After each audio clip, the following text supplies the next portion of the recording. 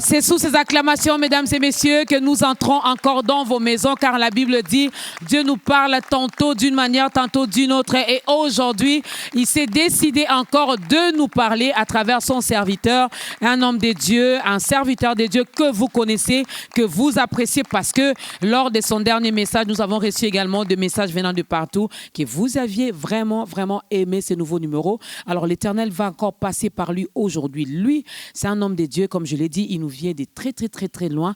Alors, il va nous édifier aujourd'hui. Mais c'est une question que nous nous posons dans ce nouveau numéro d'État grandeur, mesdames et messieurs.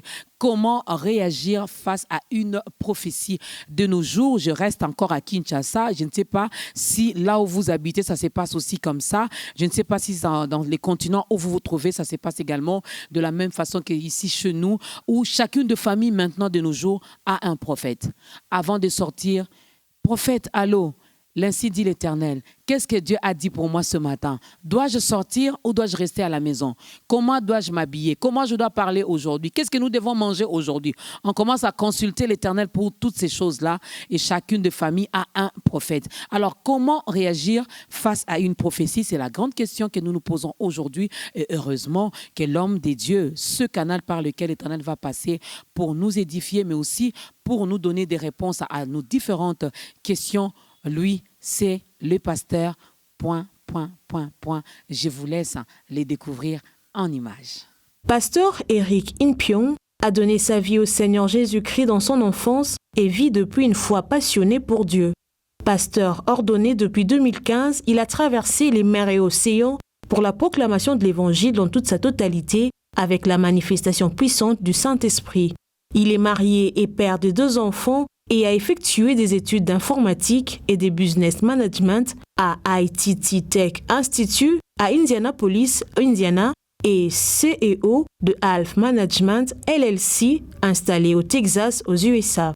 Acteur de plusieurs ouvrages à succès et donc connecté à sa destinée, réussir sous une atmosphère favorable, comment réagir face à une prophétie.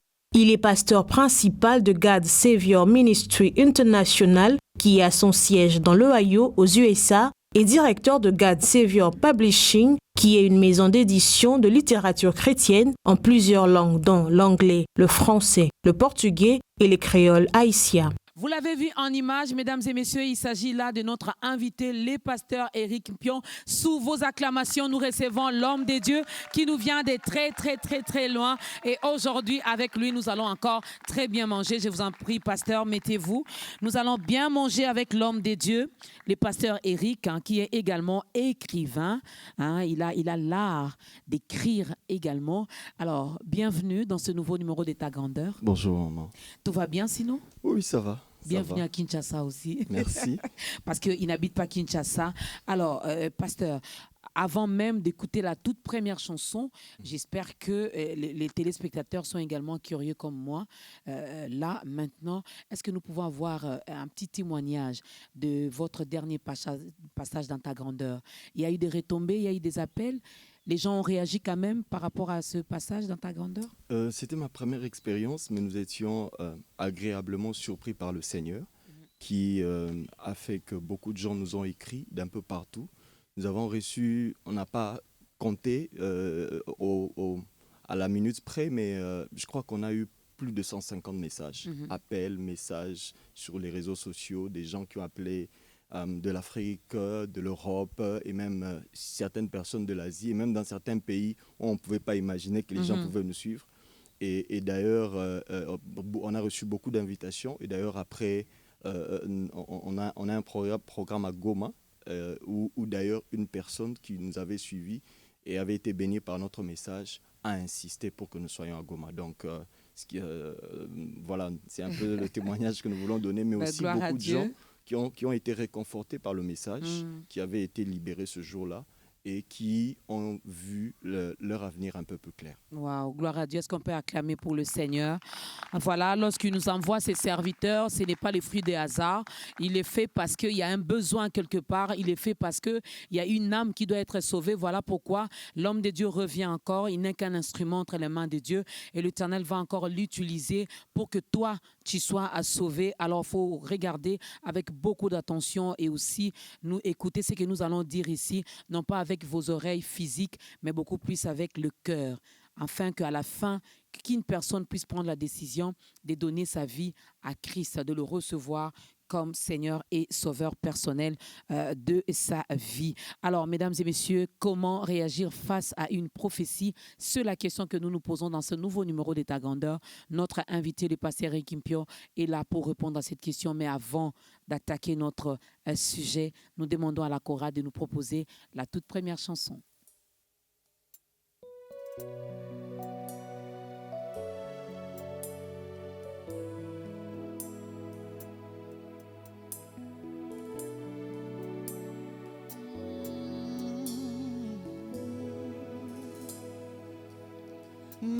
Napesi nyonso nayo nyonso ya ngai nayo napesi nyonso nayo nyonso ya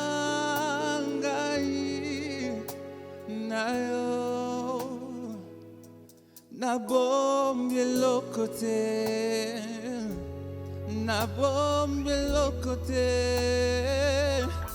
na bombe lokote yawe na bombe lokote na pesi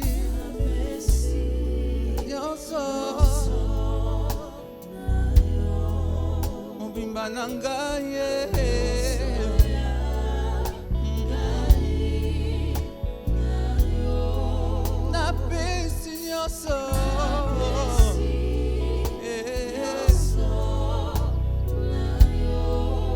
nyonso yanga yawe na bombe lokote na bombe lokote aye kosopa bomoto nanga nyonso na bombe lokote aposa motema nanga na sopeli yo yawe na bombe lokote na bombe lokote na bombe lokote na ye kosopa bomoto nanga nyonso na bombe lokote na ye kosopa babete nanga nyonso komo nyonso babengaka nga na quartier aye kosopela yo na bombe lokote na bombe lokote oh na pesi yo nyonso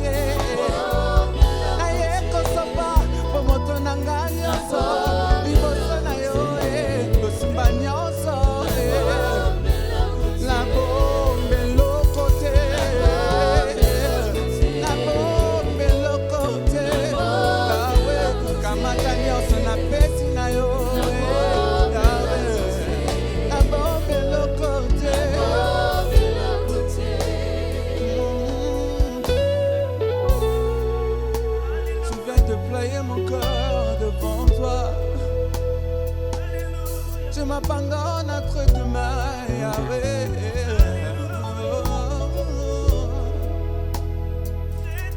Alléluia. Oh. Je te donne tout et je t'en supplie, ne me laisse pas tomber, pas tomber. Je te donne tout et je t'en supplie, oh, ne me laisse pas tomber, pas tomber, oh, ne me laisse pas tomber, oh, oh, oh, pas tomber. Je te donne tout, et je t'en supplie, ne me laisse pas, Yahweh,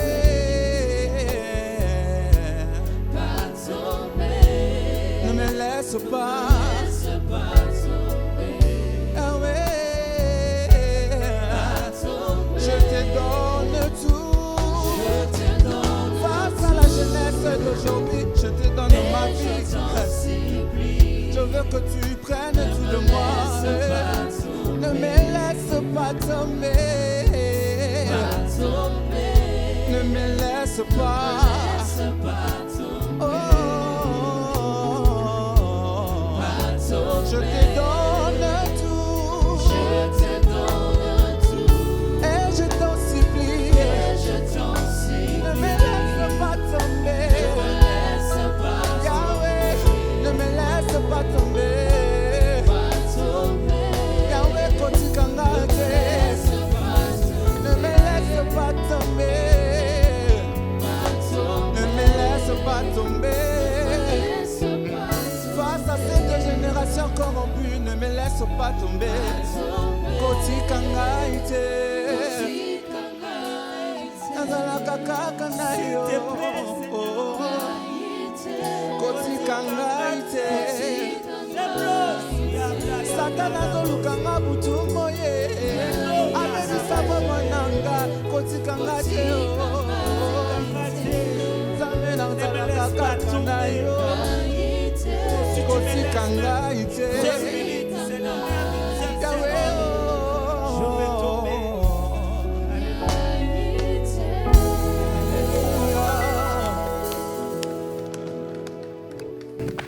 Je te donne tout, je te donne ma vie et on veut bien que, à travers ce nouveau numéro de ta grandeur, que quelqu'un puisse le dire, le déclarer, le confirmer, l'affirmer et s'abandonner totalement, pleinement entre les mains de ces dieux. Voilà pourquoi nous n'avons pas honte de le dire. Nous nous abandonnons totalement à toi parce que nos vies dépendent de toi et nous t'appartenons totalement. Il ne faut pas venir à Dieu à moitié, hein, un pied dedans, un pied dehors.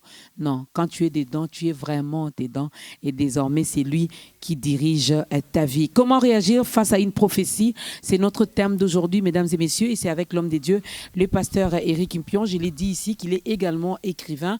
Il a déjà plusieurs ouvrages sur les marchés, sur nos bibliothèques, si je peux les dire ainsi. Alors aujourd'hui, Eux revient. C'est aussi l'un des titres de son ouvrage, Comment réagir face à une prophétie. Nous aurons le temps également de vous parler de cet ouvrage, mais on va quand même essayer de le décortiquer très rapidement. On ne va pas tout dévoiler ici, on ne va pas tout terminer ici parce que notre souci est de vous pousser aussi à acheter cet ouvrage. Alors, pasteur, d'entrée de jeu, c'est quoi une prophétie? D'entrée de jeu et aussi dans le cadre de ce livre, j'aimerais dire simplement qu'une prophétie, c'est toute voix par laquelle Dieu peut utiliser pour parler à l'homme. Bien souvent, nous disons « Dieu m'a dit ». Et abusivement, nous appelons ça prophétie. Mais lorsque nous regardons même, lorsque vous posez des questions, Dieu t'a dit, mais comment t'a-t-il réellement parlé? Vous verrez que abusivement, les gens appellent prophétie, mais bien souvent, ça pouvait être un rêve, un songe, une vision nocturne, une vision de jour, parce que Dieu peut aussi parler tel que je vous parle là, et puis paf, comme un flash. Oui. Vous avez une vision, il m'arrive de voir ces choses. Je me rappelle quand le Seigneur m'a appelé, j'ai entendu une personne me parler audiblement, c'était clair, ce n'était pas quelque chose d'abstrait. Dieu peut parler avec une voix audible. Il y a aussi des gens qui ont des perceptions spirituelles qui leur permet par exemple de donner une parole de connaissance sur ce que votre situation présente, mais aussi prédire les choses à venir. Mais de manière ramassée, de manière globale, je peux me permettre de dire qu'une prophétie, simplement, c'est une parole que l'on reçoit du Seigneur pour soi ou pour libérer à une autre personne. Donc on peut dire c'est l'ainsi dit l'Éternel. Exactement. C'est l'ainsi dit l'Éternel. Alors de nos jours, tout le monde se permet de se faire appeler prophète. D'ailleurs, on se tape même la poitrine quand on sait que l'Éternel, des fois, il passe par moi pour parler aux autres. Donc je suis prophétesse, je suis prophète, et on en a de toutes les couleurs. Est-ce un apanage d'une certaine catégorie de personnes où tout le monde peut être appelé prophète? Qui est un prophète? Qui peut être appelé prophète? Comme je le dirais d'abord abusivement. Si on part de la définition qu'on a donnée abusivement, la prophétie, toute voix par laquelle Dieu peut parler aux hommes, abusivement, on peut dire que toute personne que Dieu utilise pour adresser un message à une autre personne est un prophète, abusivement. Mais on doit quand même faire la différence parce que la parole de Dieu explique deux concepts. Il explique le concept de don de prophétie que certaines personnes peuvent avoir, mais il explique aussi le concept de prophète, qui est l'un des 5 ministères, qui est un don que Dieu a donné à l'Église. Donc un prophète est parmi les 5 ministères, notamment comme le pasteur, le docteur, l'évangéliste et tout. Donc le prophète est avant tout un ministre de Dieu. Mais le don de prophétie est une aptitude que Dieu peut donner à une personne de manière spécifique, sans être pasteur, sans être serviteur de Dieu, mais il a simplement un moment de connexion spirituelle qui lui permet de parler de la part du Seigneur. Alors, d'où vient finalement la source? Vous l'aviez dit dans votre définition, quand quelqu'un se permet de dire à une autre personne, Dieu m'a parlé, donc c'est l'ainsi dit l'Éternel. Mais en dehors de ça, il y a d'autres sources finalement de prophétie? Ce qui est sûr, la prophétie doit venir des dieux, absolument des dieux. Parce que les hommes parlent parce qu'ils sont poussés par l'Esprit de Dieu. Alors, dès l'instant où ils ne sont pas poussés par l'Esprit de Dieu, ça devient autre chose. Mais la prophétie, proprement dite, la vraie prophétie, parce que je m'aurais clarifié ici qu'il existe aussi des fausses prophéties. Il existe des prophéties 100% vraies qui viennent directement du ciel et elles vous est transmise avec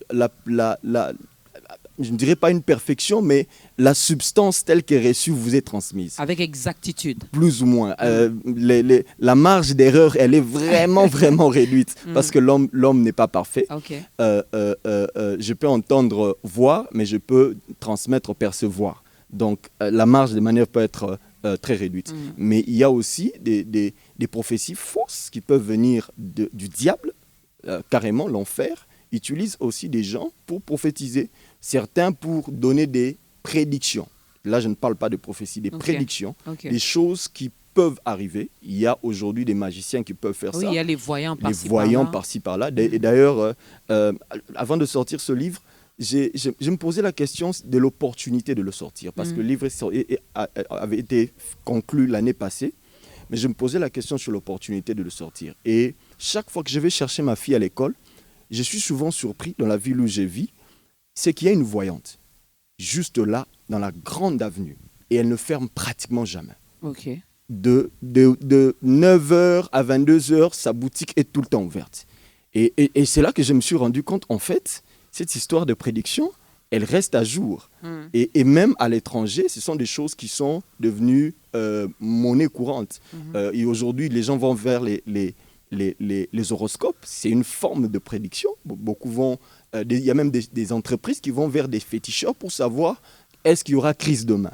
Donc, le monde de la prophétie est vraiment quelque chose qui est dans notre quotidien, permanent, parce que tout le monde a toujours envie de... Mais juste une parenthèse aussi, même les enfants des dieux vont quand même consulter ces personnes-là. Les voyants, ceux-là qui lisent à la main, non, la ligne, quand c'est la lettre M, comme sur ma main, ça veut dire, c'est un péché?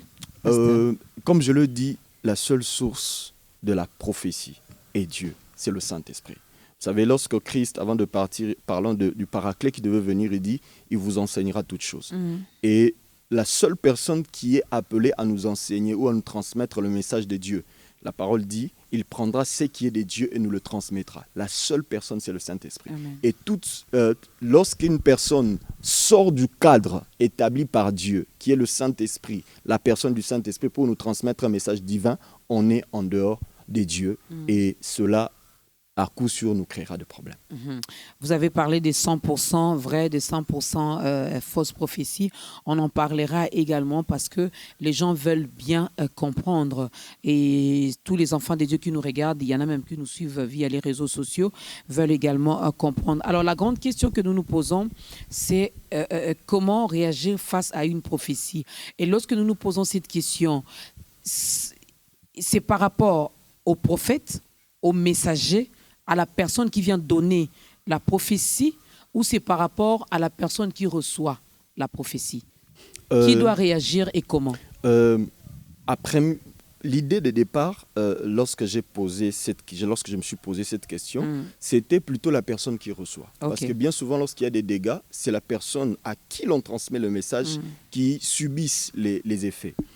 Mais je me suis rendu compte aussi que celui qui reçoit le message, qui doit le transmettre, doit aussi savoir comment réagir. Parce que la prophétie, d'une part, vient du ciel et vous est transmise. Vous devez avoir une manière de réagir et avoir aussi savoir réagir pour que la personne qui va recevoir puisse le recevoir de manière claire. Donc, d'une part, c'est la personne qui reçoit, qu'on appellera abusivement prophète, a une responsabilité et doit respecter un certain nombre de choses, mais la personne qui reçoit aussi doit savoir comment réagir. Parce qu'au-delà de tout, même si quelqu'un vient vous donner une fausse prophétie, si vous prenez de mauvaises décisions et que vous croyez à de mauvaises choses, ce qui est sûr, c'est que vous serez responsable par vous-même devant Dieu. Donc, c'est pourquoi la Bible dit, ne mettez pas foi à tout esprit, checker les prophéties pour savoir ce qui est bien, afin de retenir ce qui est bon. Ça veut dire que même si une personne vient vous tromper, même si une personne vient vous donner une fausse prophétie, vous serez responsable de ce qui va arriver parce que votre responsabilité est de vérifier pour savoir ce qui est bon et le garder et puis écarter ce qui n'est pas bien. Alors, commençons par celui à qui l'Éternel a donné le message. Comment doit-il transmettre ces messages? Je donne un exemple peut-être qui sera, bon, je ne dirais pas terre à terre, mais un exemple un peu plus facile. Voilà que l'Éternel passe par le pasteur Eric pour me dire que finalement, ma tante, ma mère sont des sorciers et que je devais faire attention, que je devais ces jours ici multiplier beaucoup plus de prières. Comment allez-vous me transmettre ce message? Bon, la première chose que nous devons savoir, c'est que l'appel au prophétisme est avant tout l'appel à l'intercession. Dieu n'est pas un ministre d'information. Non, Dieu ne vous appelle pas à être un ministre d'information, c'est-à-dire de prendre et d'informer les gens.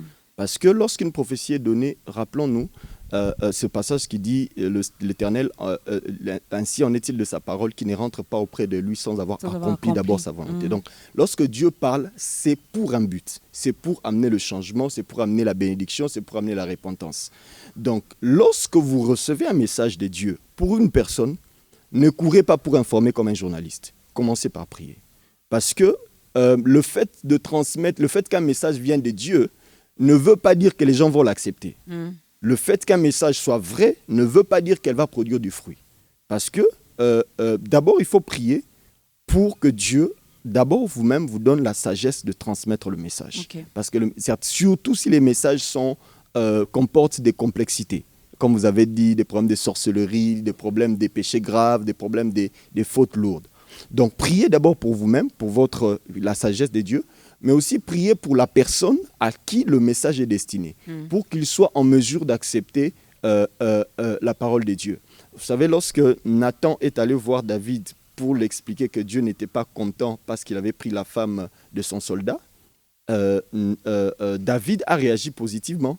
Mais dans certains cas dans la Bible, lorsque vous lisez, Jean-Baptiste a été décapité parce qu'il s'était permis de parler d'une certaine manière. Donc, le fait que vous ayez Dieu ne veut pas dire que les gens vont vous accepter. Donc, priez pour cette personne, mais priez aussi pour son entourage, afin que son entourage l'incite positivement. Rappelez-vous, Moïse se retrouve devant Pharaon avec un ainsi dit l'Éternel clair. Il a vu l'Éternel dans le buisson ardent. Mais il arrive là, plus il parlait de la part de Dieu, plus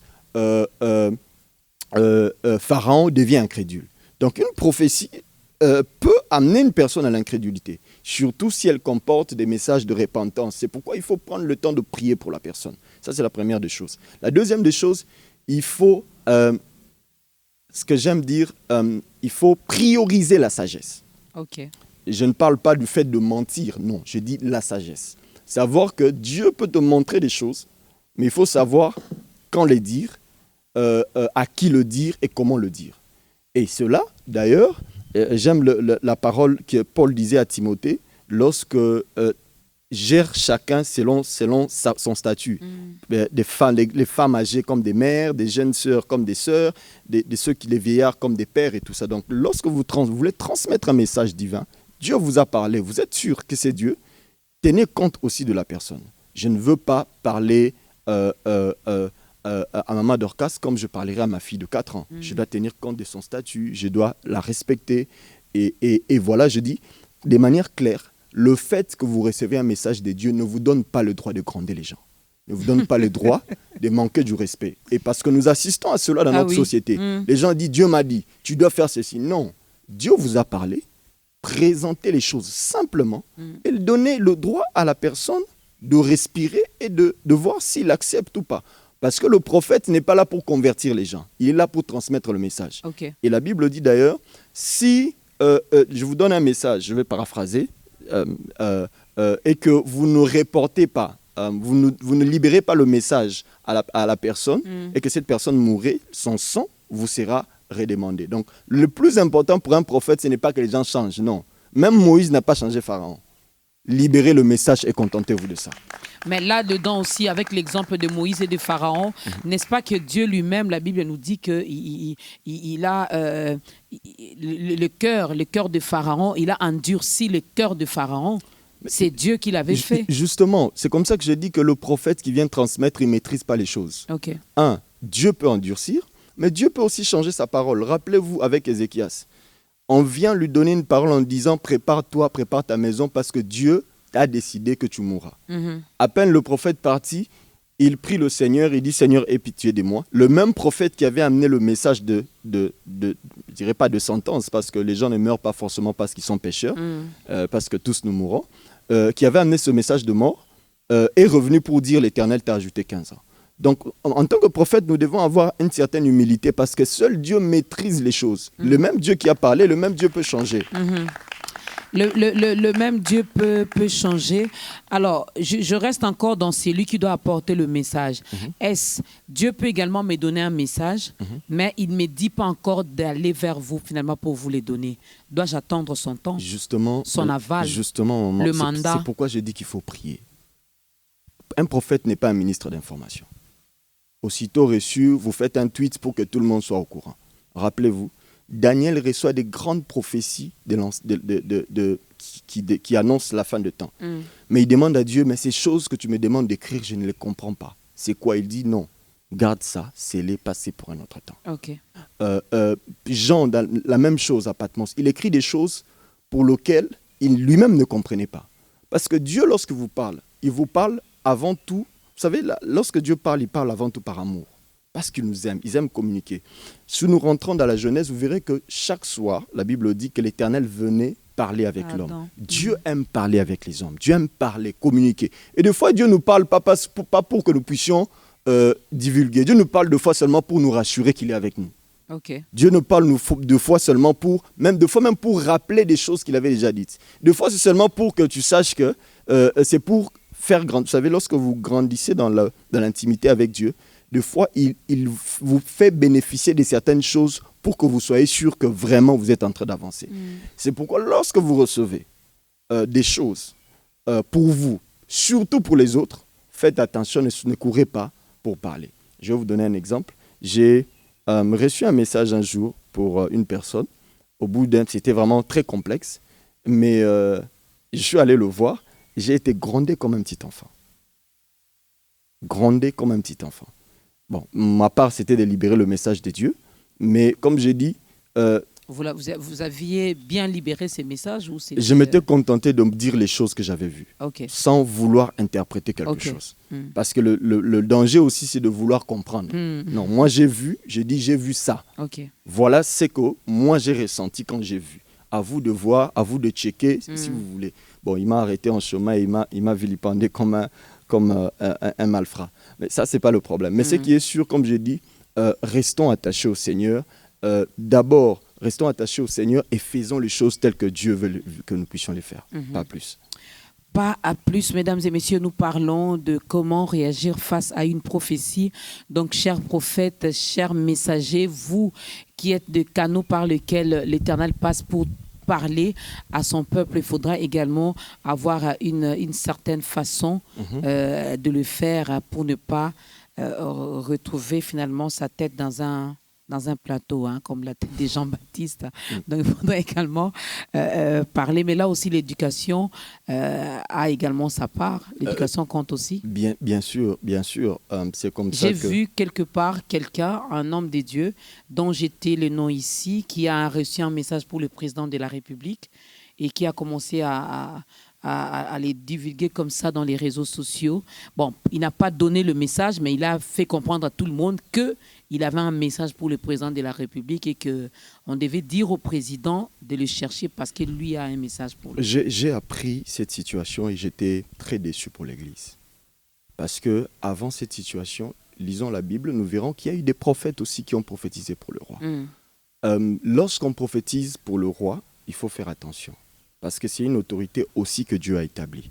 Et il y a une manière de faire les choses. Comme je l'ai dit, Paul a dit à Timothée, traite chacun selon son rang. Une mère, comme une mère, une jeune dame comme une sœur, et à combien de plus forte raison les autorités. Il y a une manière de le faire. Je vais vous dire une chose. J'ai été un jour, je travaillais avec un homme de Dieu assez connu de la ville, et j'ai vu des gens prophétiser pour l'ancien président.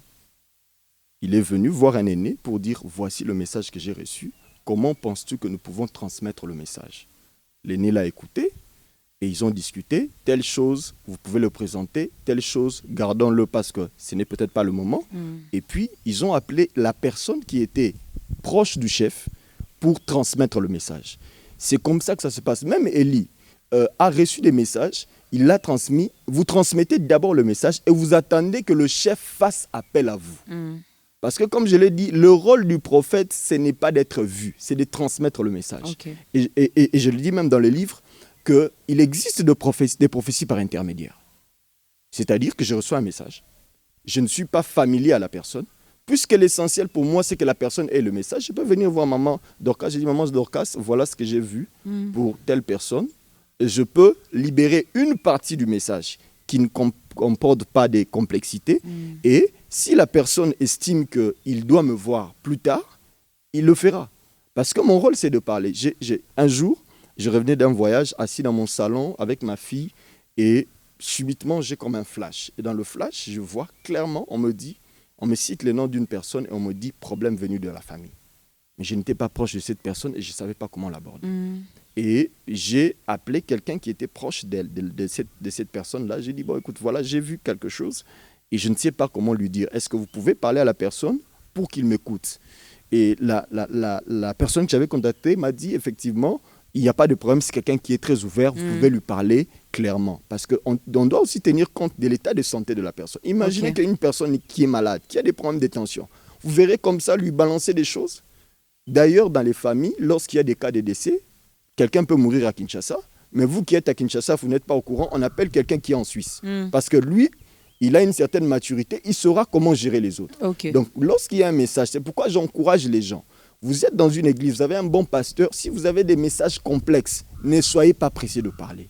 Allez voir votre pasteur. Parce qu'un petit détail peut détruire des familles, peut détruire des églises, peut détruire des pays à cause du fait qu'une personne n'a pas été capable de libérer le message. Vous savez, maman Dorcas, vous savez qu'il y a une seule prophétie peut être libérée de manière échelonnée. C'est-à-dire que je vous donne une partie, vous priez, nous prions, et quand le Seigneur me convainc qu'il faut libérer notre partie, on avance. Et même, lisons l'Apocalypse, toutes les prophéties qu'il y a dans l'Apocalypse ne sont pas je dirais pas déceler au même moment. Il y a des choses que nous comprenons au fur et à mesure que nous évoluons. Ne brusquons pas les gens. Parce que nous sommes faits de chair et de sang, il y a des choses qu'il faut savoir dire avec sagesse pour préserver la paix. Parce qu'une prophétie vient avant tout pour orienter, s'aimer la paix entre les gens et permettre aux gens d'améliorer leur intimité avec Dieu. Rien de plus. Parce que même quand une prophétie est une prophétie de sanction ou de réprimande, vous savez, derrière la réprimande de Dieu se cache son amour, qui veut que le pécheur retourne vers Dieu. Okay. C'est comme ça que moi, personnellement, ça c'est mon expérience, je ne crois pas à ceux qui prennent des prophéties comme une arme qu'on met sur la tempe en disant « obéis, si tu n'obéis pas, ça ne marche pas ». Non, la personne est libre. Donc pour revenir à ce que nous disions par rapport au chef de l'État, je crois que ce n'est pas comme ça que ça marche. J'ai vu avec l'ancien président, j'étais moi-même présent, on l'a transmis un message au travers d'une personne qui était un conseiller qui pouvait transmettre les messages. Et je dirais aussi en passant à ceux qui sont autour du chef, mettez en place des structures qui permettent, ou une personne qui permet à ce que des messages, lorsqu'on les reçoit, qu'on les transmette de manière claire pour éviter ces genres d'incidents. Mais personnellement, je ne souscris pas à de telles méthodes. Voilà.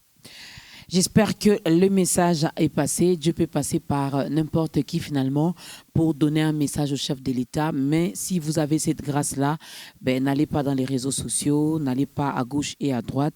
Trouvez peut-être un autre serviteur de Dieu ou trouvez encore quelqu'un de son entourage pour essayer un peu d'échanger, voir comment finalement faire arriver ce message à cette autorité. Mesdames et messieurs, comment réagir face à une prophétie? Il y a tellement de choses à dire. Marquons une petite pause pour écouter le deuxième cantique.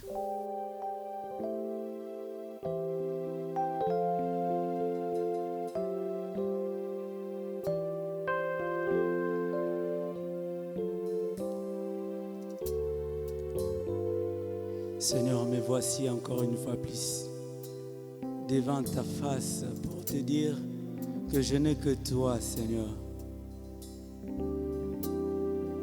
Je n'ai que toi, Seigneur. En dehors de toi, il n'y a pas la vie. Et me voici devant ta face pour te dire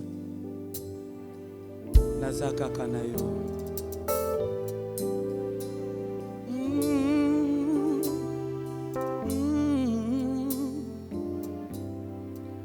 Alléluia. Alléluia.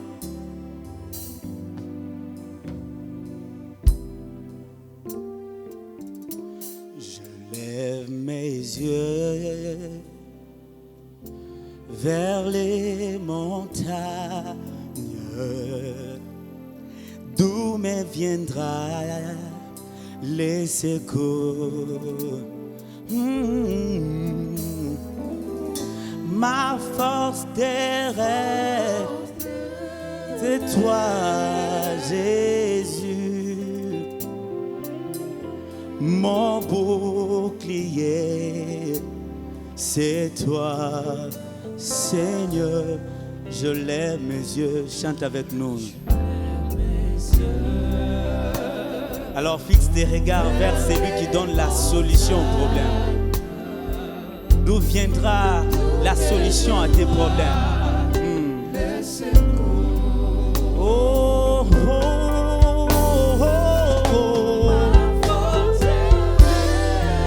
C'est toi, Seigneur. Alors, tu es mon bouclier, tu es mon bouclier. Alléluia. Alors que ta puissance, je le désire, descends sur moi. L'onction divine.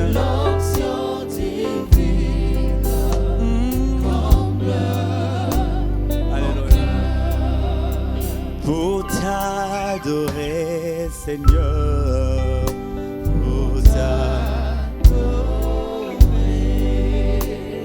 pour t'adorer, Seigneur, pour t'adorer, Seigneur, pour t'adorer. Alléluia.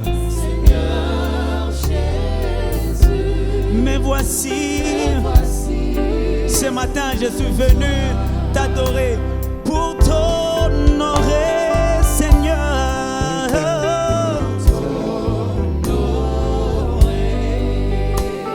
Pour t'honorer, Seigneur. Pour t'honorer. Yes. Pour t'honorer, Seigneur. Pour t'honorer, Seigneur. Mais voici pour toi. Oh Seigneur,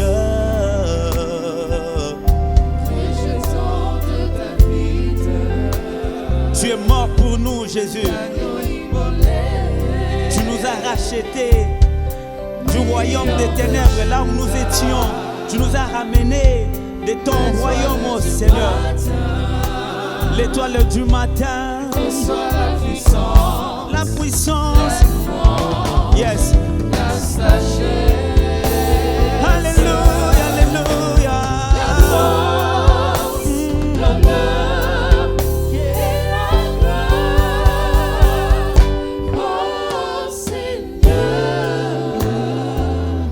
Oh, oh, oh. Alléluia. Alléluia. Merci Seigneur. Tu m'as protégé. Alléluia.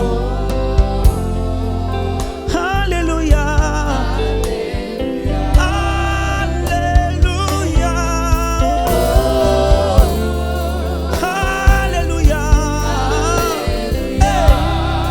Alléluia. Alléluia. Alléluia. Je suis venu t'honorer. Alléluia. Reçois la louange. Reçois la louange. Reçois nos acclamations. Reçois nos cris de joie.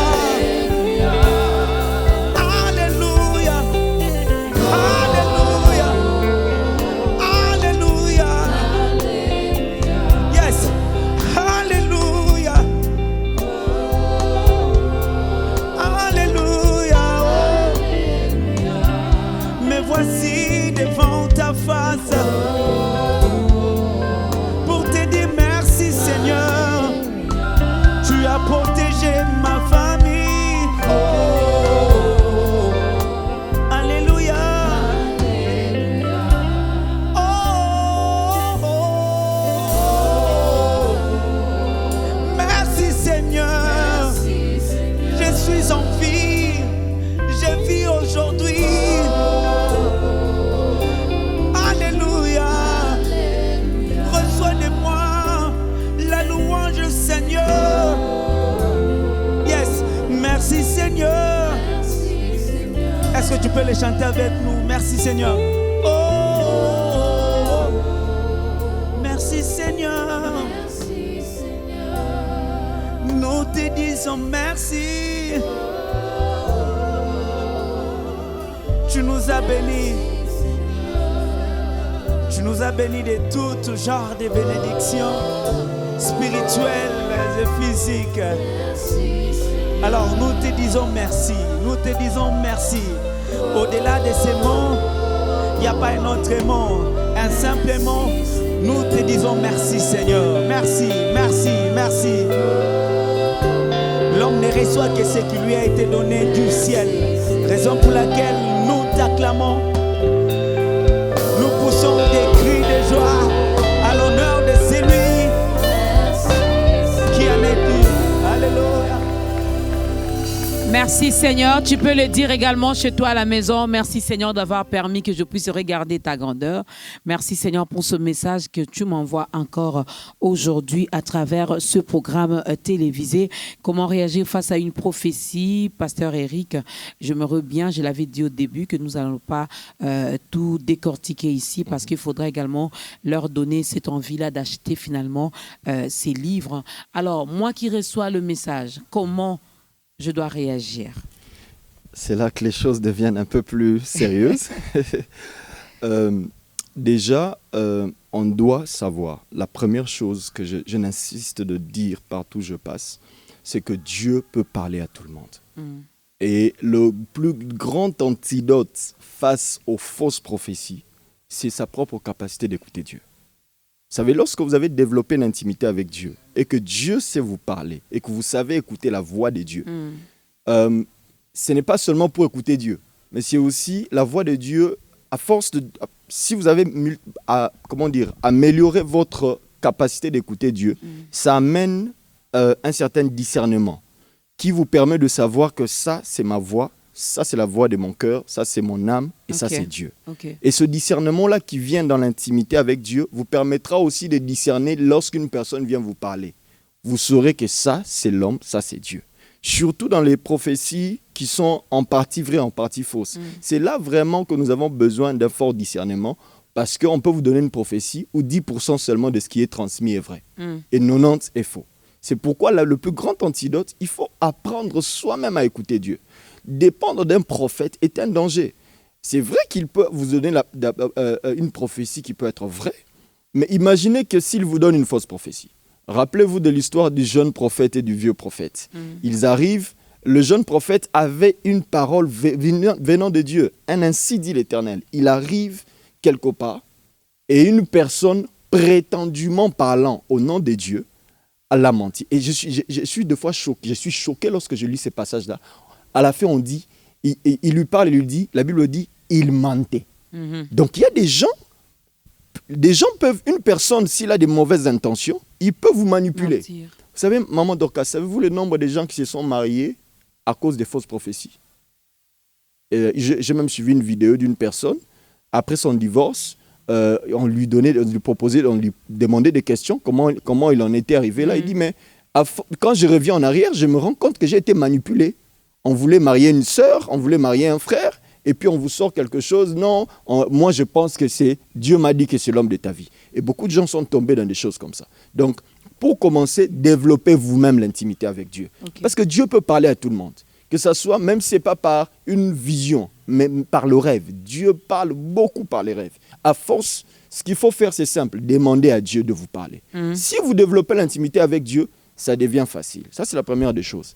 La deuxième des choses, que celui qui reçoit le message, il doit savoir qu'aucune prophétie ne doit être contraire à la parole de Dieu. Contraire.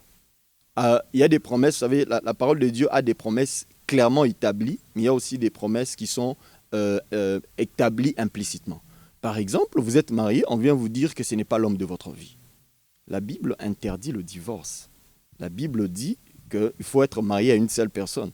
J'ai suivi une vidéo où une personne, au nom d'une délivrance, vient de dire à une dame qui était mariée qu'il devait le laver avec du vin.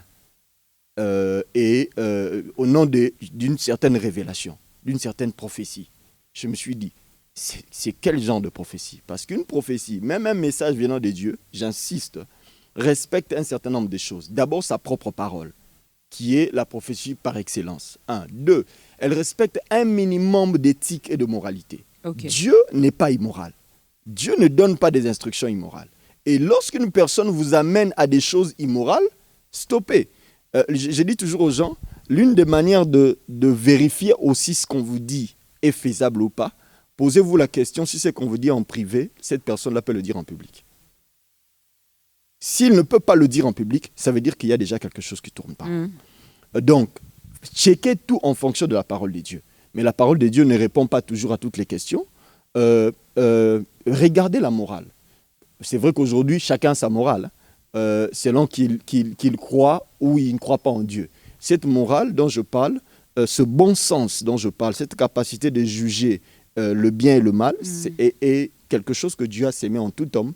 Mais lorsqu'on naît de nouveau, ce bon sens devient aiguisé parce que là, on ne juge pas seulement par rapport à l'homme qui est charnel, mais on juge selon la parole et selon l'esprit. Donc, qu'il y ait du bon sens dans ce qu'on dit, mais aussi qu'on ne vous presse pas lorsque vous recevez, on vous donne un message. La Bible dit examiner. L'examination veut dire quoi? J'aime lorsqu'on parlait lorsqu'il fallait faire des offrandes en Israël, on prenait un animal, on le postait là, et on venait regarder. On partait, on revenait, on regardait.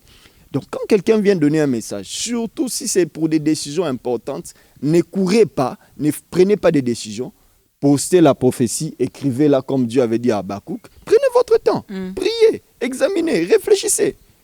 Et puis, si ce n'est pas possible, moi je le dis, même si c'était possible, parlez à des gens. Ne décidez pas parce que quelqu'un a dit que Dieu lui a dit. Non, parlez à des gens. Ayez toujours un homme normal, pasteur soit-il, bishop soit-il, doit avoir des personnes auprès de qui il se confie pour des grandes décisions de sa vie. Moi, par exemple, je suis pasteur, mais j'ai des gens qui sont pasteurs comme moi, certains qui ne le sont pas, qui sont des amis, mais j'ai aussi des aînés que je consulte régulièrement pour les plus grandes décisions de ma vie.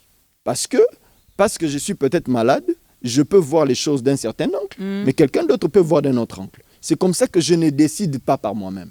J'en parle à mon épouse, qui est ma conseillère principale, mais aussi je consulte à des amis, à des pasteurs, on en parle, on prie, on demande aussi la direction. Est-ce que ce qu'on a reçu, si c'est vrai, oui, est-ce que c'est le moment? Si c'est le moment, mais comment on doit faire? Avec qui on doit le faire? C'est toutes ces choses qui doivent nous accompagner. Ce n'est pas seulement dire Dieu a dit, allez, courons, non. Ce n'est pas comme ça que ça revient entre 2-3 personnes, cela veut dire la première personne vient, il vous donne le même message pendant que vous examinez, 2 autres viennent avec le même message. En ce moment-là, on peut se lancer, on dit puisque c'est 2, 3, donc ça, je confirme que c'est Dieu. Oui, ça peut, comme je le dis, on peut confirmer que c'est Dieu, mais de la manière de faire les choses. Vous savez, Dieu peut parler. Lorsque vous regardez beaucoup de prophéties bibliques, vous allez remarquer une chose, c'est qu'entre le moment où les prophéties ont été données et le moment de leur exécution, des fois il y avait 30-40 ans. Dieu peut vous parler au présent. Vous savez, dans le monde spirituel, des fois, le monde spirituel est des fois très complexe. Elle n'est pas comme le monde matériel où il y a un jour égal à 24 heures. Dieu peut vous dire, je vous bénirai demain. Le demain, là, peut être dans 10 ans, ça peut être dans 20 ans. Dieu peut vous dire, l'année prochaine, je vous donnerai un mariage. Il y a une sœur, par exemple, qui est venue me voir. Pasteur, on m'a prophétisé qu'en 2018, je veux me marier. Mais 2018 a pris fin. Donc, c'était une fausse prophétie. J'ai dit non. Vous savez, une prophétie peut être aussi une instruction. Ça peut être une réprimande, mais ça peut être aussi une direction. C'est toutes ces choses qu'il faut comprendre. Dieu peut vous dire, vous vous marierez l'année prochaine. C'est une direction dans laquelle il vous montre, dans laquelle vous devez vous investir. C'est-à-dire qu'à partir de ce moment-là, investissez-vous dans cette direction. D'ici l'année prochaine, quelque chose peut se passer. Et la sœur a failli commencer à mettre la pression sur le frère. J'ai dit non, mais on est déjà dans le processus. Et Dieu soit loué, ils vont se marier, ils vont faire la dot le mois prochain. Parce que on lui a présenté les choses d'une seule manière. Donc, soyons souples, prenons notre temps, réfléchissons et consultons les gens. Pas n'importe qui, consultons des gens qui sont matures, pas seulement d'abord matures humainement, par rapport à la maturité humaine, mais aussi par rapport à la maturité spirituelle, les gens qui connaissent les choses. J'ai un ami pasteur, si vous me permettez, je peux citer son nom, Dr Aimé Beleke, qui est aux États-Unis. C'est un grand ami à moi, un grand frère. Et j'ai souvent été surpris, quelqu'un qui nage dans un prophétisme grave, mais je lui parle même des choses de ma famille pour dire, écoute, tu es mon frère, tu es mon aîné, mais regarde la situation dans laquelle Dieu m'a parlé, mais est-ce qu'il faut faire? Et deux fois, j'étais à la porte de prendre une décision. Je me rends compte qu'il y a des choses que j'avais négligées et puis, non, laissons d'abord. Moi, j'ai prié, mais je sens comme une opposition. Prions d'abord. L'Église est un corps dans lequel chacun a un rôle à jouer. Même si vous êtes prophète, vous ne verrez pas tout. La Bible dit, nous connaissons en partie, c'est pourquoi nous prophétisons en partie. Vous pouvez avoir une partie de la prophétie, quelqu'un d'autre peut avoir une autre partie de la prophétie, que si on nous mettons ensemble, ça peut faire reconstituer l'image. Ne prenez pas les décisions parce qu'un prophète a dit. Et j'aimerais le dire aussi aux prophètes, ne poussez pas les gens. Dieu a dit, donc maintenant, non. Laissez aussi la liberté aux gens de respirer, de réfléchir. Parce que certaines prophéties sont des grandes décisions de vie. Il faut quand même que j'ai le temps. Et je dis toujours à ceux qui sont jeunes, parlez-en à vos parents. Je ne crois pas à cette église où je ne crois pas au fait que le pasteur devienne responsable d'une personne alors que son papa est vivant. Non, je ne crois pas à cette église-là. Je crois que la famille reste la famille. Prenez les décisions, parlez-en à vos parents. Vous savez, lorsque j'ai reçu l'appel au ministère, Au-delà de tout, mes parents, mon père par exemple, n'était pas un homme d'église, mais j'ai pris le courage de leur parler. Et ils m'ont dit, oui, Dieu a appelé, mais nous pensons, nous, par rapport à notre intelligence, par rapport à notre expérience, que ce n'est pas le moment. Continuez l'école. Entre-temps, continuez à servir Dieu et on verra comment ça va évoluer et Dieu va agir. Et je vous assure, je me rends compte aujourd'hui, si je n'avais pas écouté ce conseil-là, des gens qui n'étaient pas forcément spirituels, je serais peut-être dans une mauvaise direction. Parce que Jéthro, au-delà du fait qu'il ne pouvait pas voir Dieu, avait quand même conseillé Moïse. Alors, avant même de parler de certains détails qu'on peut retrouver dans une prophétie, je reçois le message. Je prends l'exemple du mariage. Parce que les sœurs en ont tellement, tellement besoin ces derniers temps. Quand on dit, venez, les dieux là qui donnent le mariage, va vous donner le mariage, les sœurs courent vers l'église. Parce que c'est là qu'on aura le mariage. On prophétise, on dit, tu vas te marier l'année prochaine, comme c'était le cas de la sœur. Quelle est la part de la sœur? De nos jours, pasteur Éric, je partageais cela avec mon pasteur, c'est un constat. Les gens divorcent. Vraiment, les divorces, là, c'est devenu monnaie courante ici au Congo. On se marie le lundi, le week-end, c'est fini. La femme est chez elle, chez ses parents, l'homme est parti. Vraiment, c'est devenu quelque chose de plus facile maintenant, une décision très facile à prendre de nos jours. Parce que je voulais me marier, on a dit que je dois me marier, voilà que je me marie, sans pour autant être préparé. Que ce soit pour le frère, que ce soit pour les sœurs. Une sœur qui ne sait même pas prendre soin d'elle-même, qui ne sait même pas bien se laver, pas bien faire la lessive, pas bien faire la vaisselle, qui ne sait même pas cuisiner. Un frère qui ne sait même pas que le matin, quand on se lève là, avant même de commencer à aller au coin parler, il faut d'abord se brosser les dents. Que les dessous là, il faut les changer tous les jours. Que les chaussettes là, il faut. Mais qui se lance dans le mariage parce que le prophète a dit que nous devons nous marier. Et voilà qu'on se marie, 2 mois, 3 mois, 1 année, les gens se divorcent, les gens se séparent. Quelle est la part de l'homme dans une prophétie? Prenons le cas du mariage. Comme je l'ai dit, une prophétie peut être un message de réprimande. Ça peut être une révélation pour vous permettre de connaître certaines choses. Mais une prophétie peut être aussi une direction. Vous savez, dans la direction divine, la prophétie, la parole de connaissance aide beaucoup. Dans le cas du mariage, lorsque Dieu vous appelle, Dieu dit que quelqu'un vient et dit Dieu a dit que vous allez vous marier bientôt, la chose à faire, c'est de commencer à se préparer. Comme je dis, ce n'est pas Dieu vous montre la direction dans laquelle vous devez aller. Vous n'allez pas aller dans un pays étranger juste parce que Dieu a dit, vous allez à l'aéroport, vous leur dites, moi je veux voyager. Dieu m'a dit, je dois voyager. Il y a un processus. Donc une prophétie peut être une direction. Il vous montre la direction à prendre. Et lorsque vous connaissez la direction, vous vous préparez à ça. Vous voulez devenir médecin. Dieu a dit que je serai médecin. Vous savez, Dieu des fois parle au présent pour des choses qui sont futures. Tu es médecin. Mais ce n'est pas parce que Dieu a dit que tu es médecin que tu vas aller à l'hôpital traiter les gens. Il faut que tu entres dans le processus. Donc, lorsqu'il s'agit d'une prophétie, surtout si c'est des choses qui est par rapport à la direction, vous devez justement commencer à vous préparer. J'aimerais relever une chose. Il y a des prophéties, il y a des messages, il y a des promesses de Dieu qui sont absolues. C'est-à-dire que vous le vouliez ou pas, ça va arriver. Par exemple, le retour de Jésus, il a été prophétisé, le Messie viendra. Ça arrivera. Qu'on le veuille ou pas, ça viendra. On n'a même pas besoin de prier pour ça.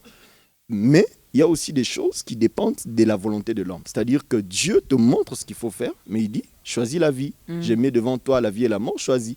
Donc lorsque Dieu te montre une direction, à toi maintenant de commencer à te préparer. C'est pourquoi j'ai dit, lorsque nous recevons des messages de Dieu, confions-nous aux autres, confions-nous à ceux qui ont déjà réussi dans ce domaine-là. Ils nous diront qu'on ne devient pas pasteur du jour au lendemain. Et je suis de foi, je tenais à le relever, le nombre croissant exposant, je ne sais, X, des prophètes dans les réseaux sociaux. On a prophétisé sur moi que je suis prophète. Demain, on met une chemise, cravate, prophète tel, et on commence à poser. Non, pas de cravate. Et c'est beaucoup plus chemise, bretelle. ou gilet, avec des pantalons vraiment qui serrent le corps, et ces pantalons-là sont vraiment courts. Hein. Bon, vous voyez que ces choses-là sont... Donc, dès que vous le voyez, vous dites, prophétie. Là, c'est un prophète. Je n'ai pas de problème avec des prophètes. Moi-même, Même moi, prophète, je n'ai pas un problème avec vous. Moi-même, c'est juste un constat. Le Seigneur m'utilise dans ce domaine, sans être prophète. Mais seulement, j'aimerais dire une chose. Vous savez, lorsque le fait de prophétiser ne fait pas de vous un prophète, Dieu peut vous utiliser. Vous savez que même Dieu peut vous utiliser à une période comme un prophète à cause du besoin qu'il y a dans le milieu dans lequel vous êtes sans que vous soyez prophète. Et bien souvent, lorsqu'on commence le ministère, moi-même j'ai eu ce problème. À une époque vraiment prophète, quoi. Feu, parole de connaissance, prophétie. Mais si je m'étais arrêté là, j'allais être prophète. Et puis à un moment, vous sentez que les manifestations, c'était des manifestations temporaires parce que Dieu voulait susciter des choses en vous. Et lorsque ces manifestations temporaires vont s'arrêter, vous verrez que les gens ils ne sont prophètes que de titres et d'habillement et des choses sur les réseaux sociaux. Mais en vrai, ils ne le sont pas. Pourquoi? Ils se sont attachés à une manifestation temporaire. Si vous regardez l'histoire de Saül, les gens se sont posé la question lorsqu'il s'est retrouvé au milieu de prophètes et que l'esprit de la prophétie qui était sur les prophètes est tombé sur lui et qui s'est mis à prophétiser. Les gens demandaient, Saül aussi est-il parmi les prophètes? La Bible, les gens ne pas demander, Saül aussi est-il devenu prophète? Non, est-il aussi parmi les prophètes? Il existe beaucoup de gens qui sont dans les milieux de prophètes, et je le dis en tant que pasteur, en tant qu'enseignant de la parole de Dieu, qui ne sont pas prophètes. Soit c'est simplement par envie de devenir prophète. Vous savez, actuellement, il y a comme une envie, tout le monde veut être prophète. Apparemment, c'est un ministère qui marche. À une époque, c'était tout le monde voulait être évangéliste. Oui. Donc, c'est la tendance. À un moment donné, tout le monde voulait être pasteur. Voilà, c'est la tendance, notamment avec l'influence qui vient des États-Unis, du Nigeria et de l'Afrique australe. On veut copier tel prophète, moi aussi je vais faire comme lui. Cette envie-là pousse certains à devenir prophètes. Ils n'ont pas reçu. Certains même n'ont pas d'appel au ministère. 1, 2. Certains ont l'appel au ministère, mais un appel autre que celui de prophète. Parce que comme je le disais à la dernière émission, c'est que le ministère de foi peut prendre du temps pour se révéler et se manifester. C'est-à-dire que Dieu vous appelle, c'est vrai. Mais vous devez passer comme dans des étapes qui vous permettront de découvrir ce que vous êtes. C'est pourquoi il faut se laisser encadrer. Même si vous pensez que vous êtes prophète, restez entre les pieds d'un homme de Dieu. Ce qui me désole, c'est le fait que lorsqu'on décide de devenir prophète, on sort de son église, on lance un ministère sans être ordonné. La plupart, lorsque vous demandez, êtes-vous ordonné prophète? Non. Comment êtes-vous devenu prophète? Est-ce que votre pasteur vous accepte déjà dans votre église comme prophète? Non. Vous voyez qu'il y a un problème. Vous avez reçu l'appel, restez, laissez-vous encadrer. J'ai toujours dit aux gens, personne ne peut bloquer ton ministère. Personne. Mais les choses doivent se faire dans l'ordre. Okay. Moi-même, j'ai donné ma vie au Seigneur, j'avais 9 ans, je commençais à servir Dieu très jeune, 14, 15 ans. Je faisais des grandes choses, mais je n'ai été ordonné qu'en 2015. Pourquoi? Parce qu'il fallait respecter les timings. Tu veux aller, on te dit non, pas maintenant. Tu veux avancer, on te dit pas maintenant. Jusqu'à ce que... là, c'était vous, là, c'était votre timing. Quelqu'un, Dieu peut l'appeler aujourd'hui, et puis demain, il est ordonné, et puis après, demain, il commence. Chacun de nous a son timing aussi. Certes, mais il y a des choses qui doivent se faire dans le temps. Parce que même Jésus a encadré ses disciples pendant au moins 3 ans. Laissons le ministère parler. Si le ministère porte du fruit, les aînés verront et vous diront, venez. Parce que moi, quand on m'a ordonné, je ne l'avais pas demandé. Les aînés ont dit, petit, on voit ce que tu fais, on pense que c'est le moment. Laissez Dieu faire. Si vous êtes prophète, ça va s'affirmer. Pas besoin de forcer. Si vous êtes prophète, ça va s'affirmer, pas besoin de forcer les choses. Et vous qui avez reçu un message, une prophétie, Dieu à sa part, il a parlé. Vous avez également votre part. Vous êtes appelé à vous marier, mais commencez à vous préparer. Si vous êtes le frère, si vous n'avez pas un travail, commencez à chercher un travail, commencez à chercher une maison, parce que la femme là, ça se soigne aussi, n'est-ce pas? Il faut la chouchouter, il faut l'aimer. Il ne faut pas seulement, maintenant on va lire Apocalypse 3.20, et puis demain on va lire Jean 3.16, et puis demain, à un moment donné, la sœur là va se lasser également. Va se lasser. Il ne faut pas tout le temps manger la Bible, manger la Bible, manger la Bible. Chaque chose a son temps. Alors, nous allons écouter la troisième chanson avant même de parler de l'impact, des détails. Parce que dans le message que l'Éternel nous donne, des fois, on a vu ça même dans la Bible, il donnait aussi le détail. Il entrait également dans les détails. Alors, on va parler de ça avant parce qu'on arrive déjà, on avance vers la fin. Alors, une courte chanson et puis nous allons continuer avec les questions.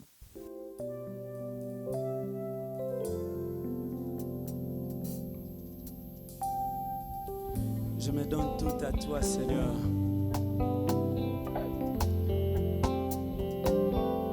Je me donne tout à toi, ô éternel Dieu Tout-Puissant. J'ai pris la résolution de t'appartenir. J'ai pris une décision de rester totalement dans ta maison, vivre avec toi, manger avec toi. Mobimba nanga na pesi na yo. À l'unisson, est-ce que nous pouvons les chanter? Mobimba nanga na pesi na yo. On y va, go.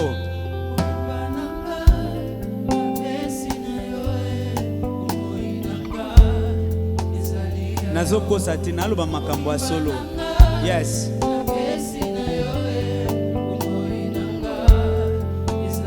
Tala natiki nyonso nalobi naza ya yo nkolo.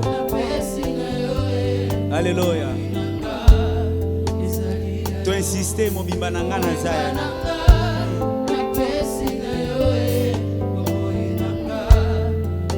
Emata ekoma lokola losambo. Yes.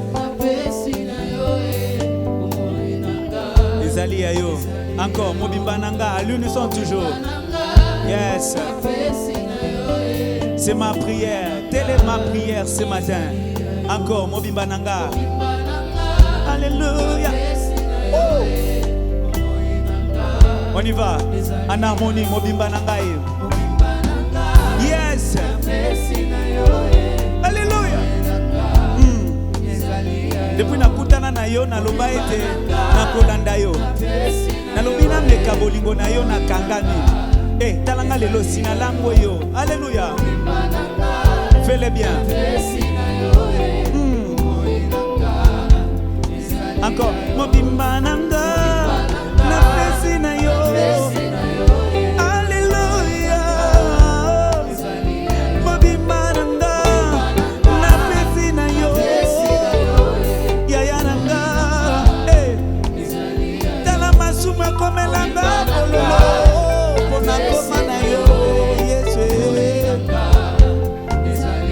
Mokolo na pesa yo litoyo nanga nkolo nazala séduit nkolo.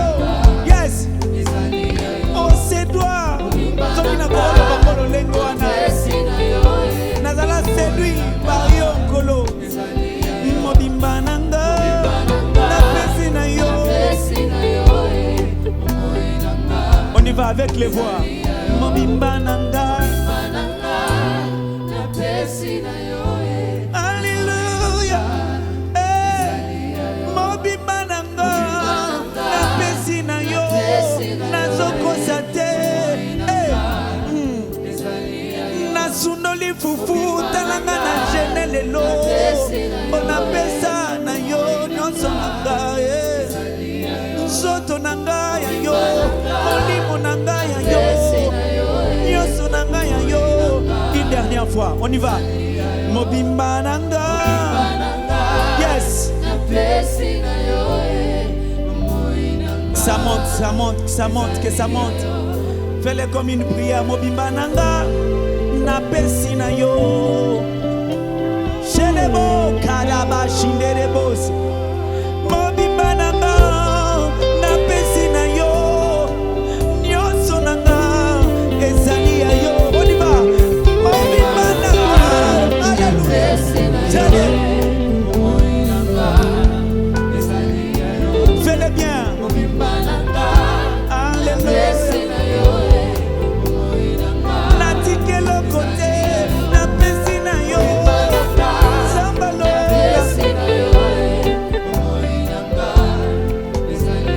Nakabinyo sona yo.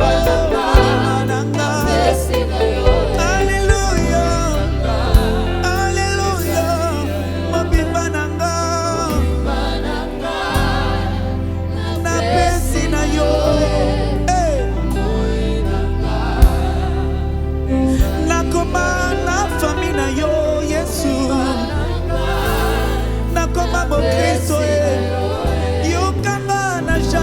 côté.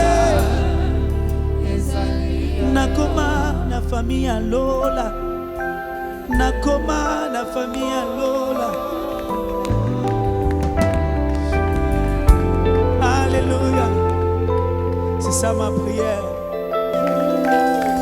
Et voilà, de retour sur ce plateau, mesdames et messieurs, faute de temps, parce que c'est la télé, tout est bien chronométré, on veut bien vous pousser finalement à acheter cet ouvrage. Juste une dernière question avant de demander à notre invité d'aider cette personne, ce frère, cette sœur, de donner sa vie également à Christ. Pasteur Eric, quel impact un détail peut avoir dans la transmission de la révélation divine? Avant de répondre à cette question, j'aimerais déjà dire, je reçois beaucoup de messages, des gens qui se posent la question sur la manière de donner les prophéties. Aujourd'hui, de plus en plus, on remarque que les gens donnent des prophéties avec des détails, les noms, les dates de naissance, des choses comme ça. Des fois même, on cite les noms des gens, des membres de famille qui sont pas présents. Quelqu'un m'a posé la question, est-ce que ces choses sont-ils bibliques? J'aimerais déjà dire que les détails, les prophéties en détail existent dans la Bible. Lorsque vous regardez les Écritures, vous verrez par exemple le cas d'Ézéchias dont on a parlé tout à l'heure. Il lui a été dit clairement que Dieu lui a ajouté 15 années.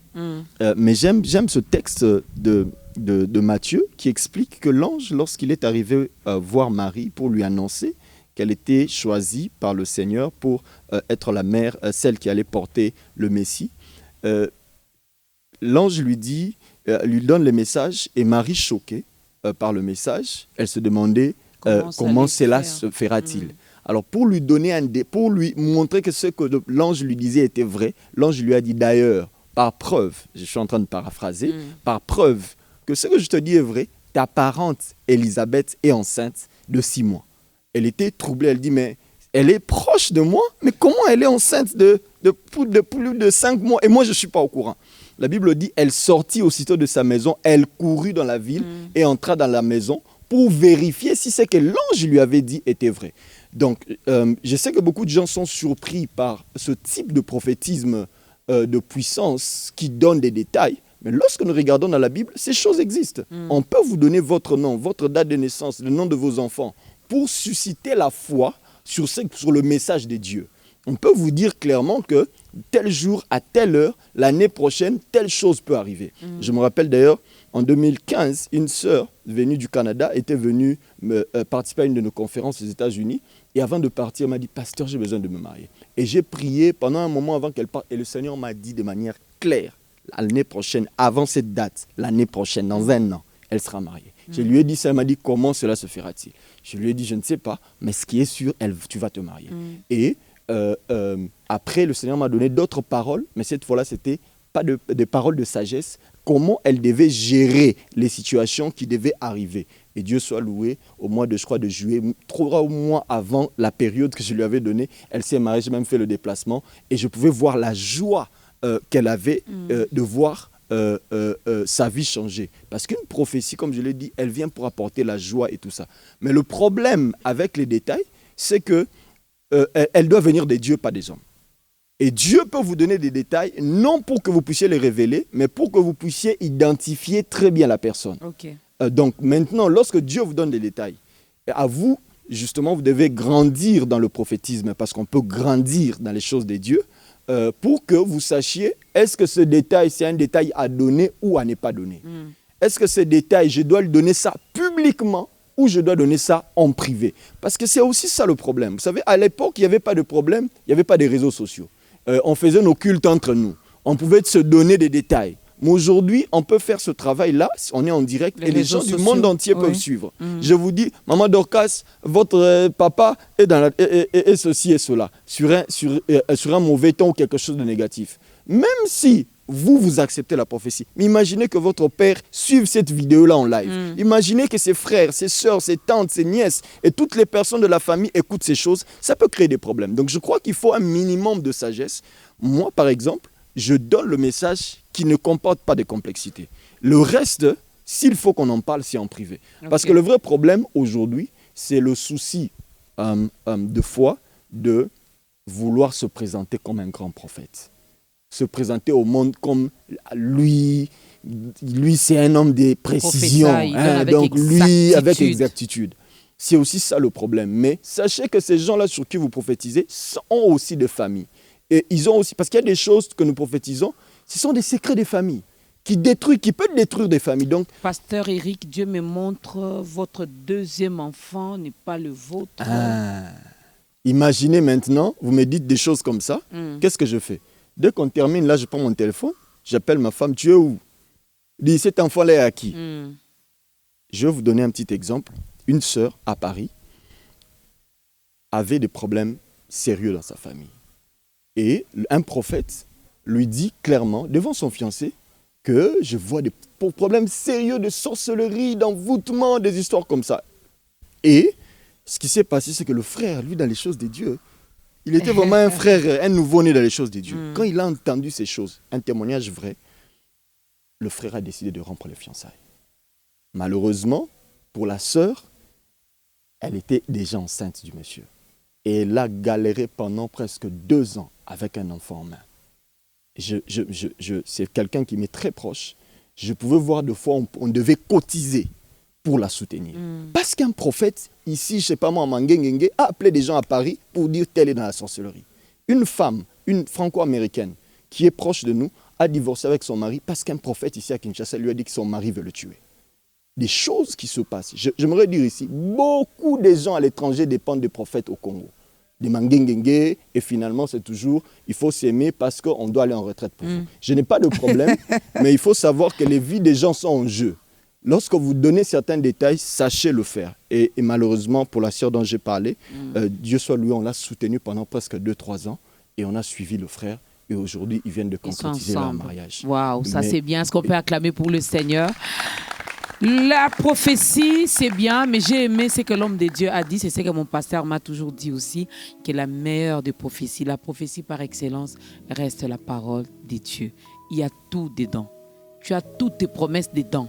Oh non, moi jusque-là, je ne vois rien, on ne me dit pas, quelqu'un ne me parle pas. Ouvre ta Bible. Dieu est en train de te parler là-bas. Il connaît les projets qu'il a formés pour toi.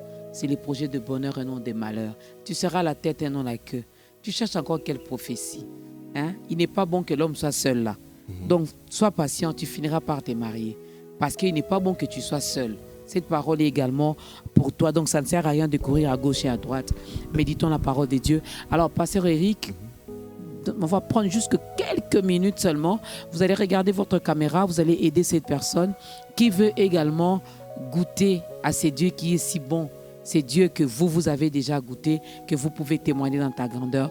Lui aussi, il veut goûter, il veut faire partie de la grande famille des enfants de Dieu. Si vous pouvez aider cette sœur, ce frère, ce papa, cette maman. Avant de le faire, je veux dire 2 choses. Une chose, c'est que Dieu est un Dieu, le Dieu des esprits de prophètes. Dieu parle. Nous devons le chercher. Et lorsque la Bible enseigne sur les dons spirituels, la Bible dit aspirer aux dons spirituels. Et principalement sur la prophétie. Je crois que nous sommes en un temps où Dieu veut susciter des prophètes et des prophétesses dans notre temps. Pas seulement comme prophètes et prophétesses de ministère, mais comme une église qui marche selon le mouvement de Dieu. Et je crois à la prophétie. Moi-même, j'ai cherché ces choses. J'ai parlé avec des amis pour que nous puissions chercher la face de Dieu, connaître sa volonté. Mais comme je dis, ça doit être un mouvement d'ensemble. Dépendre d'un prophète, faire dépendre toute sa vie d'un prophète est un danger parce que l'homme, le cœur de l'homme est tortueux par-dessus tout. Il peut vous donner un bon message aujourd'hui, demain, il peut vous manipuler pour ses intérêts. Une autre chose, la vie chrétienne ne doit pas être bâtie sur les prophéties. La vie chrétienne doit être bâtie sur la prière, la foi, la parole des dieux et la communion fraternelle comme l'était l'Église primitive. Gardons ces choses, recherchons la prophétie certes, mais restons dans l'essentiel. Je voudrais parler maintenant à quelqu'un qui ne connaît peut-être pas le Seigneur. Peut-être que vous avez été dans la maison de Dieu, vous avez été déçus par les fausses prophéties. Vous avez été déçus par un certain nombre de choses. Je peux vous dire que les hommes vous ont peut-être déçus, mais le Seigneur ne vous a pas déçus. Mon message ce soir, en ce moment, c'est de dire, tournez-vous vers le Seigneur et non vers un homme de Dieu. Tournez-vous vers le Seigneur et non vers une église. Et le Seigneur ce soir peut vous faire du bien. J'aimerais que pendant un instant, que vous fermez vos yeux, que vous puissiez prier simplement, Seigneur, je t'invite dans mon cœur, viens, établis-toi dans ma vie et dirige ma vie. Et si tu l'as fait, va vers l'église chrétienne la plus proche et ils vous diront ce qu'il faut faire. Que Dieu vous bénisse. Va vers l'église chrétienne la plus proche. Amen. Nous, si vraiment vous regardez à côté de vous et qu'il n'y a pas une église chrétienne, n'est-ce pas, une église où on croit au Seigneur Jésus-Christ comme Seigneur et Sauveur, bien contactez-nous via notre numéro qui est affiché. On pourra toutefois vous orienter. Alors, nous sommes arrivés vraiment à la fin. Comment faire finalement pour avoir cet ouvrage? Comment réagir face à une prophétie? Simple. L'ouvrage...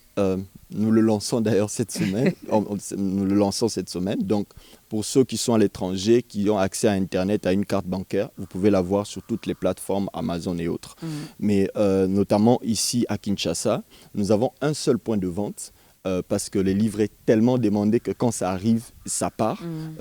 L'église Parole de foi à Kinshasa, à Kitambo, à l'église du prophète Francis Ngawala, où principalement nous envoyons des livres. Mais aussi, vous pouvez voir notre numéro du standard de notre bureau de Kinshasa qui est affiché et vous pouvez appeler. Nous nous sommes mis d'accord pour que si vous appelez, on vient vous livrer le livre chez vous, quel que soit l'endroit dans lequel vous êtes à Kinshasa. Et les frais de transport est pris en charge par nous-mêmes. Oh, waouh, c'est bien. Je croyais que même que tu allais acclamer pour ça. Hein? Donc ça, c'est bien. Donc, quel que soit le coin où vous trouvez à Kinshasa, vous en avez besoin. Le pasteur Eric va donner le numéro de contact. Vous appelez seulement. Vous donnez bien votre adresse. Et il y aura quelqu'un qui passera pour vous déposer les livres moyennant 0 francs parce que eux-mêmes vont payer le transport. Mais ça, il faudra acheter. Ça se vend à combien? $10. $10, voilà. Les livres se vendent à $10. Vous habitez Maloueka, vous appelez seulement. Quelqu'un vient vous déposer les livres, vous vous remettez seulement $10. Pas le transport, seulement $10. Le numéro de contact, pasteur. Oui, pour tous ceux qui sont à Kinshasa, qui veulent avoir le livre et qui ne peuvent pas être à Kitambo, il suffit d'appeler les 090 366 08 28 090 366 08 28. Envoyez même un SMS. Notre bureau de Kinshasa va vous contacter et pourra vous livrer les livres, quel que soit l'endroit, même à Maluku. Quelqu'un va vous le déposer. Il n'y a pas de problème. Rapidement. Alors, nous disons merci à notre invité, le pasteur Eric Impion. Donc, présentement, il est à Kinshasa. Il a rédigé plusieurs ouvrages, plusieurs livres. Donc, le numéro est là. Vous pouvez appeler. Ces livres se vendent à $10 seulement. L'avantage d'être maman Dorcas, moi, j'ai reçu le mien, n'est-ce pas? C'est bien dédicacé, hein? C'est bien dédicacé. Le pasteur me bénit, sois béni, maman Dorcas Kapinga. Voilà, j'ai dit Amen et je reçois cette bénédiction. Donc, vous pouvez également fournir un effort, acheter même plusieurs et offrir également à vos frères, à vos sœurs, pourquoi pas à toutes les personnes qui sont tout autour de vous. Merci beaucoup, pasteur Eric Impion. C'est toujours un réel plaisir de vous recevoir sur ce plateau. Nous avons bien mangé, mais je l'avais dit au début qu'on n'allait pas tout terminer ici parce que mon souci à moi est que vous puissiez acheter cet ouvrage, n'est-ce pas? Ça se vend dans l'église du pasteur Francis Ngawala. Vous pouvez donc vous en procurer. Merci à l'assistance, merci également à la chorale. Vous pouvez vous acclamer. Voilà, merci beaucoup à vous. Merci également à la grande équipe de Ta Grandeur, n'est-ce pas, que nous étions là également pour vous apporter cette bonne nouvelle.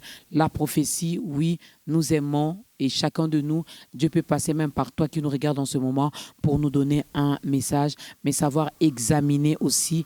Il faut bien examiner.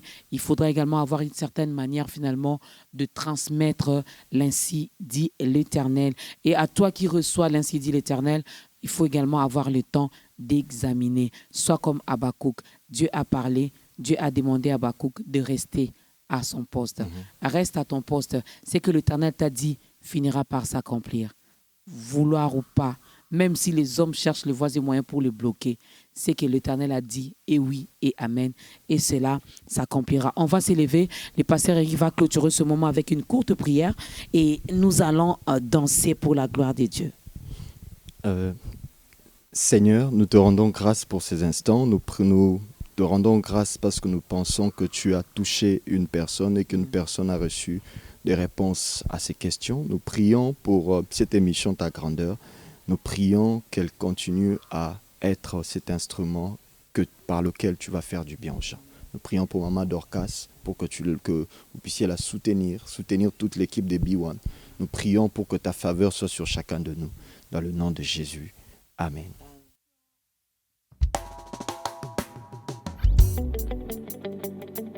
On y va.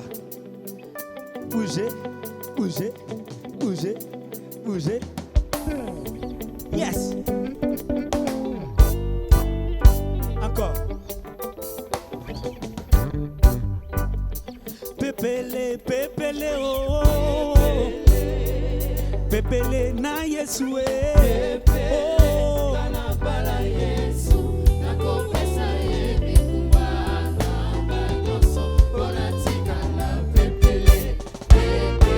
Bona Yesu pépélé, pépélé, oh.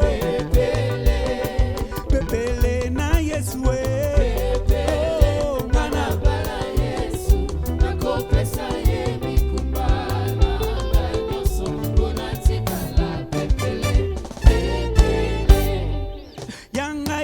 Yesue,